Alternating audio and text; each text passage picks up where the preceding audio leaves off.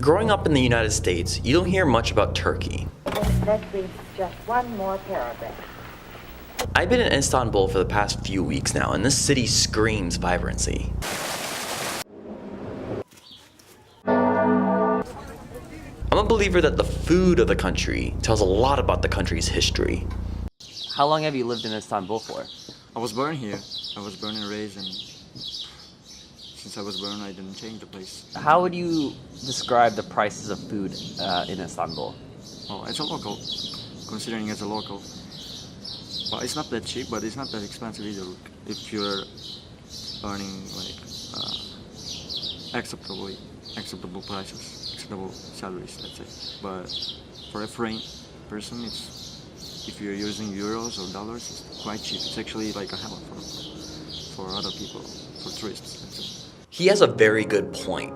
For tourists, it can be very cheap to eat here. You can have a soup for $1. You can have a sandwich and a drink for $2.50. Or you can have a full Turkish dinner for $4.50. And this scratches my curiosity. I wanted to give myself a challenge. A challenge that stretches my creativity. A challenge that puts me outside my comfort zone. I'm giving myself only $3 to eat for the next 24 hours. The current exchange for $1 to Turkish lira is 4.45. That means I'm only going to be using 14 Turkish liras for the next 14 hours. Let's go. Alright, so the first breakfast here. So this only cost me 2.25 Turkish liras, which is about 50 cents, which is crazy. So this is kind of a Turkish bagel with sesame seeds. So it's called simit, which is pretty much just like a dough, and they just kind of bake it, and they have sesame seeds on there. And then I got this carrot juice, freshly squeezed carrot juice for 1 Turkish liras. Tastes freaking amazing. You can almost like taste like the pulp of the carrot. When you think about it, this thing's pretty big. Like, this is the size of my hand. So this is a pretty decently sized meal. As you can tell, I'm like right by the streets here. Everyone honks in Turkey. Carrot juice and Turkish bagel for breakfast, only 50 cents. On to lunchtime.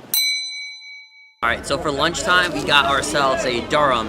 So for those who don't know, this is kind of pretty much a, I would say for like simplicity, it's like almost like a burrito, but it's made with Turkish meat. Usually it's beef or chicken, and it's kind of put into a wrap. So let's take a bite.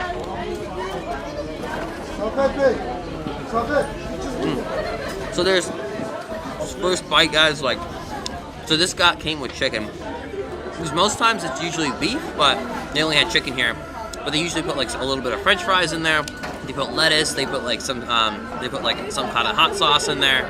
And it's just overall, it is a very good meal. If you guys look in the size comparison, like with my hand, this thing's about like maybe 8 to 10 inches long, which is like super.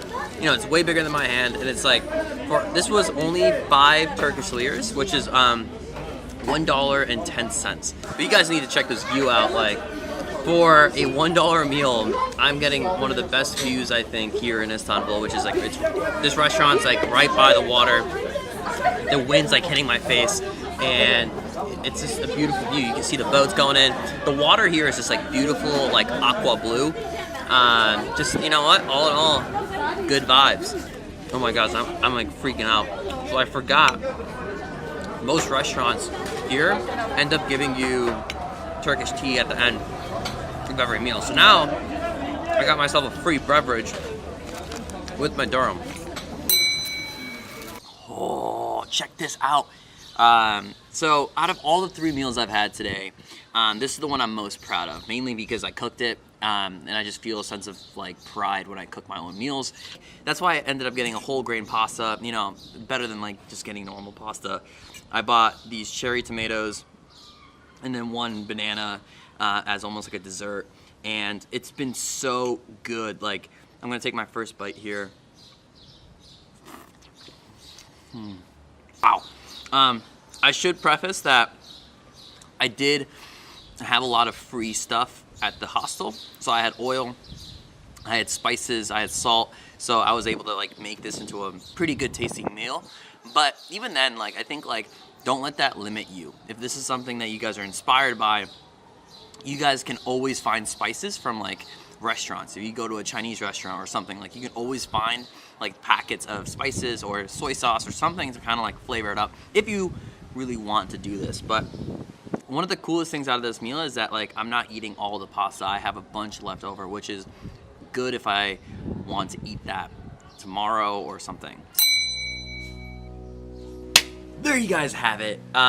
So this challenge I was doing, $3 in 24 hours for food, it's not something that I would realistically do every single day. I don't think anyone should do this every single day, because mainly if you look at the nutrition facts and the breakdown of like where your food is going, like most of the time you're going to be eating a lot of carbs, and it's just not going to be something that's going to be sustainable for you in terms of energy levels.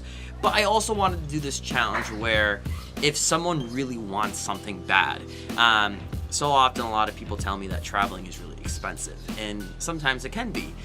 But if you want it bad enough, if you want to travel to great things in the world, such as like documenting and making videos around the world, or you want to create something that's really cool for your social media platforms, if you don't have much money but you want to do it and you want it bad enough, these are just ways you can actually do it. This is where the hustle comes in, I suppose.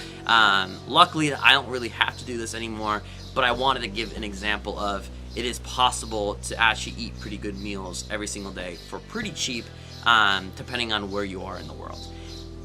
I hope you guys enjoyed this video.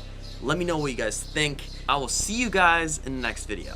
Until then, have a good one, guys.